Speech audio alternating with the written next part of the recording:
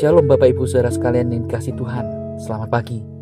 Bersyukur untuk segala kebaikan Tuhan di dalam kehidupan kita, yang masih memberikan kita kesempatan untuk melanjutkan kehidupan ini, untuk kita bisa mengerjakan aktivitas kita, untuk kita bisa berjumpa dengan orang-orang yang kita kasihi dan mengasihi kita.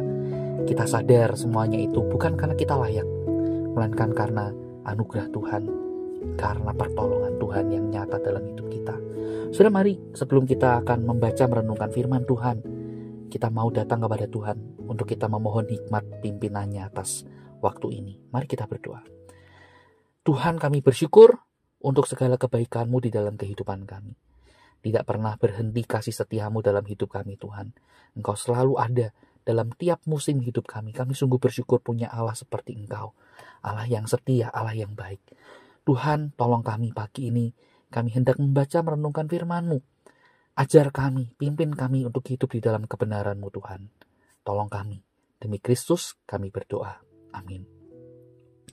Saudara sekalian yang kasih Tuhan, pada pagi ini saya ingin mengajak kita memperhatikan satu bagian firman Tuhan yang terambil dari Injil Matius pasal yang keempat. Saudara, mari kita baca ayat yang pertama. Demikian firman Tuhan. Maka Yesus dibawa oleh Roh ke padang gurun untuk dicobai iblis. Sampai di sini kita membaca firman Tuhan. Saudara, ketika Yohanes Pembaptis selesai membaptis Yesus, lalu Yesus keluar dari air, saudara, Yesus mendengar peneguhan dari Bapanya.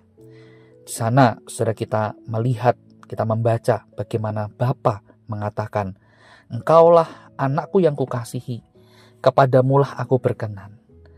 Nah, saudara, segera sesudah semuanya itu terjadi, Yesus, saudara, dibawa oleh Roh Allah itu ke padang gurun untuk berpuasa 40 hari 40 malam.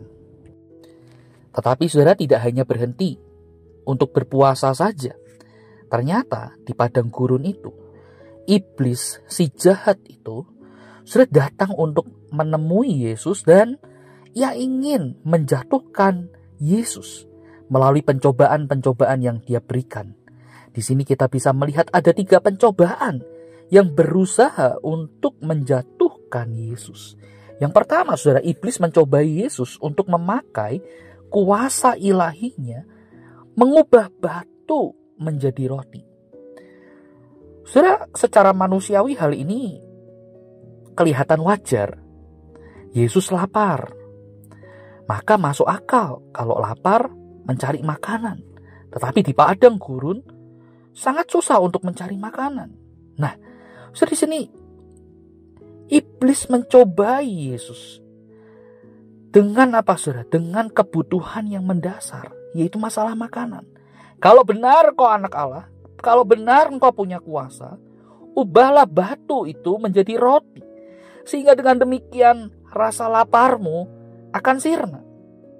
Tetapi saudara, di sini Yesus tahu betul bahwa kebutuhan yang lebih besar daripada sekedar makanan, yaitu adalah bagaimana Yesus tetap taat, tetap tunduk mengikuti pimpinan Bapanya. Sang Bapa telah menuntunnya untuk berpuasa. Dan di sini iblis membujuk untuk makan. Nah, saudara sekalian kasih Tuhan, taat kepada Bapa bagi Yesus jauh lebih penting dari sekedar menghilangkan rasa lapar.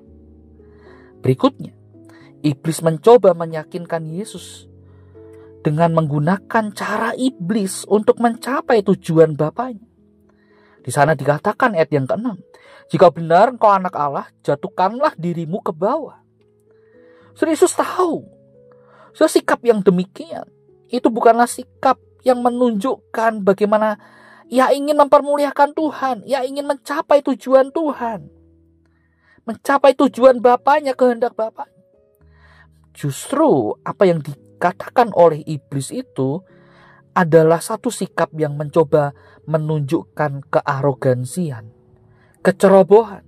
Dan itu bukanlah iman kepada Sang Bapa. Itu adalah upaya untuk melakukan pekerjaan Bapa dengan cara dunia. Oleh sebab itu Yesus dengan keras menolak apa yang dikatakan oleh iblis. Dan yang terakhir, saudara, Iblis menawarkan kepada Yesus, jika ia mau menyembah dirinya, ia akan memberikan seluruh kekayaan, seluruh kemuliaan, seluruh kerajaan yang ada di dunia. Saudara, Yesus tahu, jika ia mau berkompromi, ia akan mendapat sesuatu hal yang begitu luar biasa secara dunia. Tetapi ia jauh lebih tahu, jika ia berkompromi atau menerima tawaran iblis, itu artinya ia gagal untuk mengerjakan kehendak Bapanya. Ia gagal untuk melakukan misinya. Dan oleh sebab itu Yesus menolak. Yesus tidak mau kesuksesan, kemuliaan dunia. Yang ia cari, yang ia kejar, yang ia sedang kerjakan adalah bagaimana supaya ia bisa mempermuliakan Bapanya melalui ia mengerjakan apa yang menjadi kehendak Bapanya.